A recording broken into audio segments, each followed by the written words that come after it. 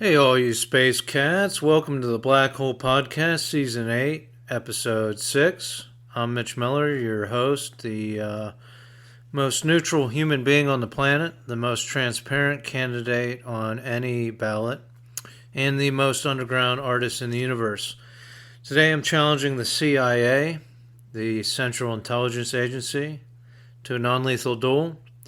Every agent, contractor, operator, employee, all the way up to the director of the CIA, I, Mitchell Miller, challenge you to a non-lethal duel. Even members of the CIA, right? Does the CIA have members?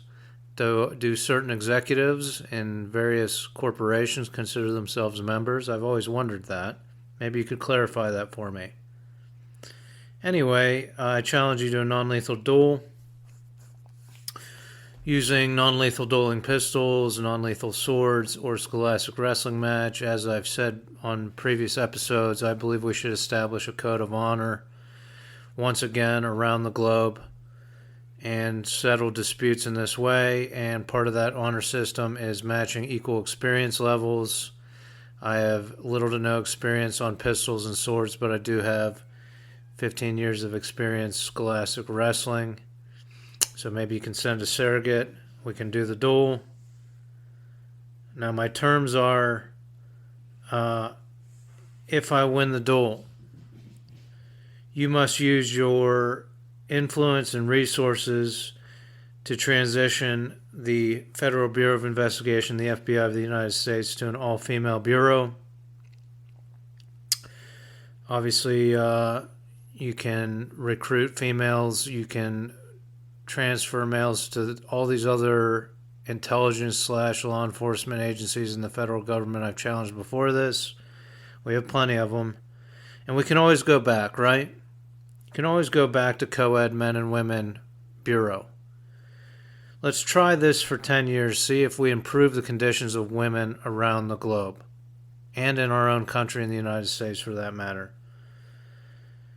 10 years. I mean, men are not going to lose that much power that they can't get their precious bureau back to co-ed men and women in 10 years. Not with the media system we have in place. So that's my proposal. And that's my challenge. So I want to talk a little bit about my Denmark videos because I spoke on the last episode about the 202 video journal, series of video journals I shot in my house. And before that, so that started in January 1st of 2025. Before that, in October of 2024, I re-released a series of videos I shot in Denmark using a tablet. I shot these in 2016, leading up to the election. And I decided to re-release these after Season 7 of the podcast. I decided to re-release these videos leading up to this previous election on the exact days that I uploaded and published them in Denmark. So these videos were live for a year or two. Then I set them all to private. They existed on the YouTube database or servers or whatever. And then in October of 2024, I set them from private to unlisted. I published the links for these videos on my plotm.com website. And you can find the links on the extradition section of that. Some of the links didn't work, and I just listed the title of the video, and you can search the title and find it. It's not listed. They're not shown under my account. You have to have the link. That's what unlisted means. You have to have the link or the title, and you can find it on YouTube. So these videos, when I made these videos, I had the PlotM website. Now, it was at the beginning of the GoDaddy website builder, and I was able to publish things from Denmark on this website.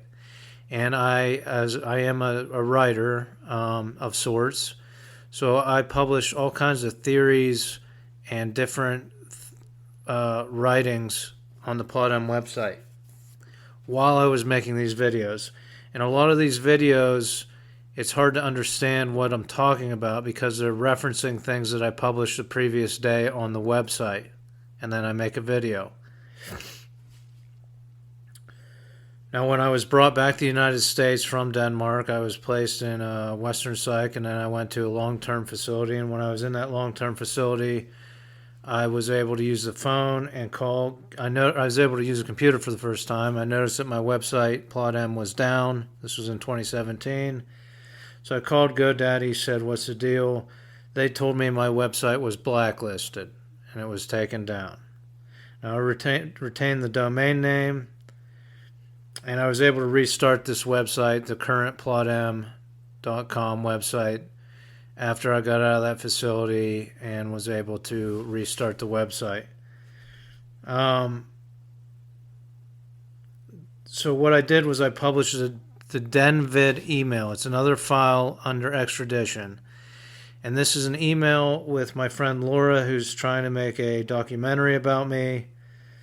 It's an email that describes some of the ideas that was going on that's not clear in the videos, but was on the website. I was recalling things that I had written that kind of allows you to make more sense of some of these videos. Now, some of the videos make sense, some of it's entertaining.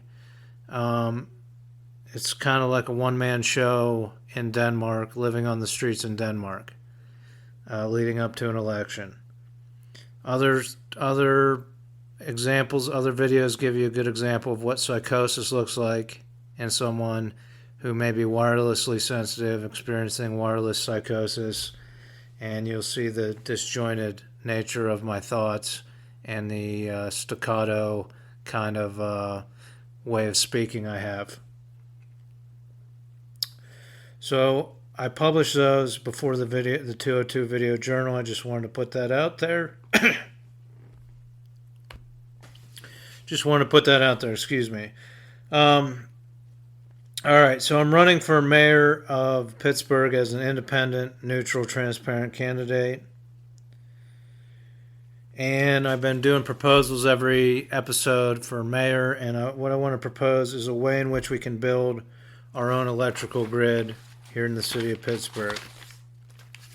And the concept is this.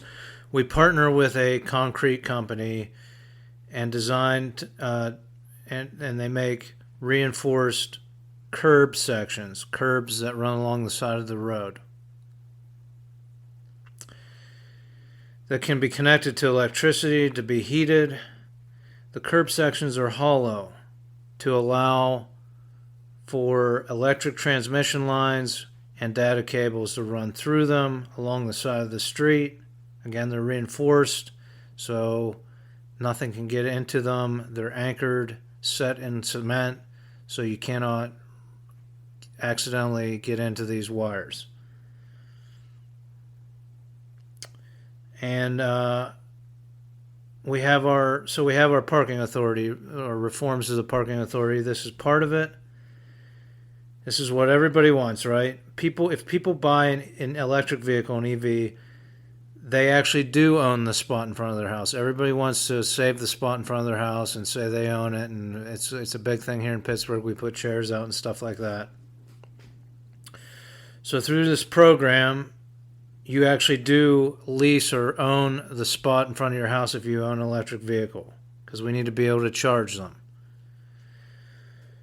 So what we do is we have these curbs with our electric grid that we're building out, and data system in them. And if you're on the route of where these grids or actually anybody can have it. You can hook your curb right up to your house electric. And we put a kiosk out on the curb that has your charging cable that locks up in a lockbox. And this kiosk is tied to the parking authority. You can schedule when you will be gone for a few hours and open that spot up to people. You could even possibly rent out your charger if it's hooked up to your house electric. And there could be situations for that, for people with electric vehicles to park there while they're at work. If people park when it's not available, when you said I'm going to be back at 5 for the day and somebody's parked there, even after hours, a ticket is issued to that car for taking your place where you charge your vehicle. These are wired kiosks. They possibly have cameras on both sides facing up and down the street to allow us to issue the tickets and to aid police in keeping neighborhoods safe, right? This is like a beacon out in front of your house. And your curbs are connected to it. And ideally, eventually, the curbs can go away. They'll just still be heated curbs, but we'll put it all under the sidewalks when we can get that initiative started. But for right now, as a simple, easy, cheaper way to do this, we have these hollow curbs. And the curbs are heated. When heavy snow comes in, we turn the heat on, and you can push snow from the road up against the curbs and melt, from your sidewalk up against the curbs and melt. So it helps with blizzards and storms and things like that. It's a comprehensive plan to build an electrical grid using hollow curbs and kiosks throughout the city.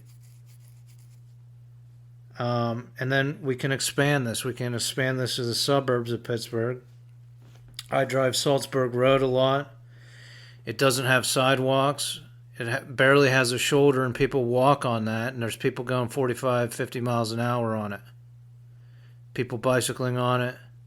It's all these roads outside of Pittsburgh are just narrow shoulders, and people are walking. There's businesses, there's strip malls, there's people walking from school. We need to get some sidewalks out into these places, right? So what if these houses that aren't going to sign up for taking away part of their yard with a sidewalk, what if we can hook you into an electrical grid and offer you very cheap electricity or free electricity if you sign on to this? So we'll have a sign up through our website, through a platform, and start mapping out sidewalks going out into the suburbs. We can connect them to solar farms out there.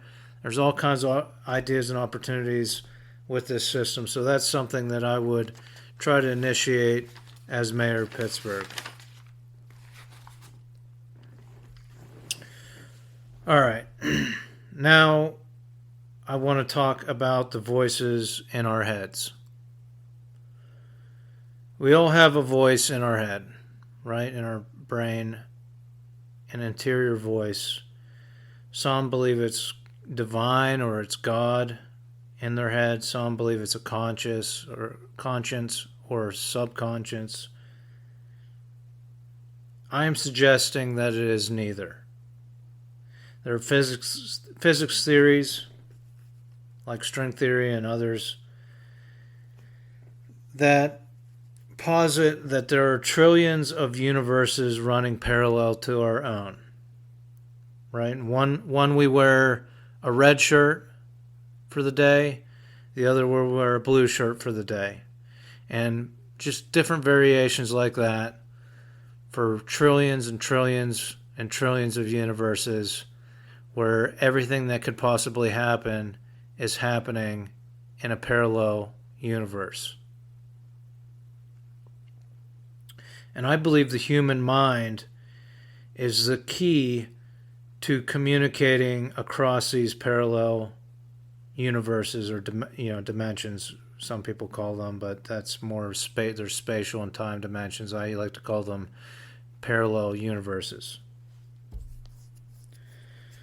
So your brain, your human brain, exists in all these other universes. And your instincts may actually be your brain communicating failures when you failed doing something in another universe 100 times or 1,000 times or in 1,000 universes. That might get communicated back to you, and it might actually be kind of like your instincts and how you get your instincts. I'm not going to do that. That doesn't make sense. Right? We're starting to build that voice because we're communicating across universes. And everyone and everything in this universe we live in now, I live with you here in this universe, everyone and everything is a possible vessel for communications from other universes, parallel universes. And let's face it, the way we have corporate structures, the media system, in a trillion universes, many more than a trillion universes, one mega corporation takes over everything. Takes over the country, takes over the world. Right? It's a different ones take over, but there's one mega corporation that just takes over the whole world. Now, when you hear something in this dimension, your ears perceive it, and it could be relayed to your other brains in your other universes, where this one mega corporation has taken over. So when you hear my psychiatrist took $350,000 from pharmaceutical companies, right? Maybe that one mega corporation that took over the world is a pharmaceutical company, and it starts working on damage control. So when you hear something in this universe, are you fully invested in all these other universes where the one mega corporation took over? And is your response just reverberating their damage control media system, media output, right? They initiated the damage control, and all your brains are communicating from those trillions and trillions of universes where the one corporation took over what you should say in response to that. Or are you in tune with human free will like me, right? Are you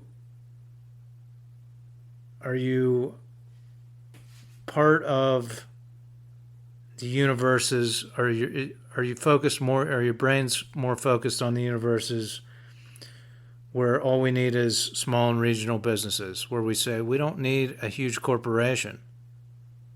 We don't need one of them. We don't need 10 of them. We don't need 500 of them. All we need is small and regional businesses to meet all of our needs. Right? Are those the universes that your brain is more vested in? And are you getting communications back from these more interesting universes? Not the one where there's just one corporation that gives us everything that we need, so we listen to everything they say? Now, you may hear one singular voice in your head. But I say voices because it may be the prevailing message from many universes. Right? It's just gathered. That's how you gather your thoughts in this universe, and it becomes that internal voice. But it's actually coming from millions or billions of universes, so it's voices, even though you recognize it as one singular overriding voice. Now, as supercomputers and AI begin to understand this, these parallel universes and even the human mind,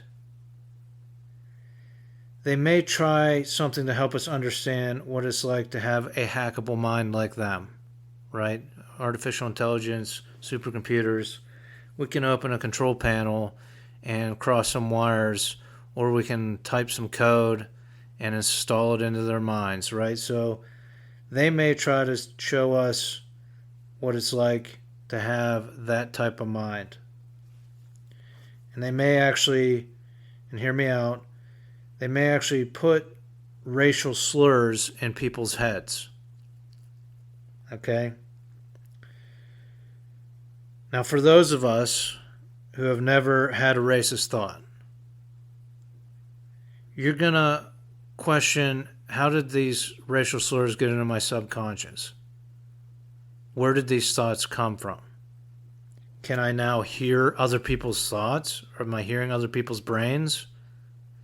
Is telepathy developing? Are corporations developing telepathy? Right? It makes you question how you went 25, 30 years without that internal voice even having a racist thought, a xenophobic thought, to now you're hearing racial slurs. It's an interesting concept because it may be a strategy by AI and supercomputers because it's so cut and dry, right? There are specific terms that are so agitating that there's no nuance to it. It's just, wow, where did that come from, right?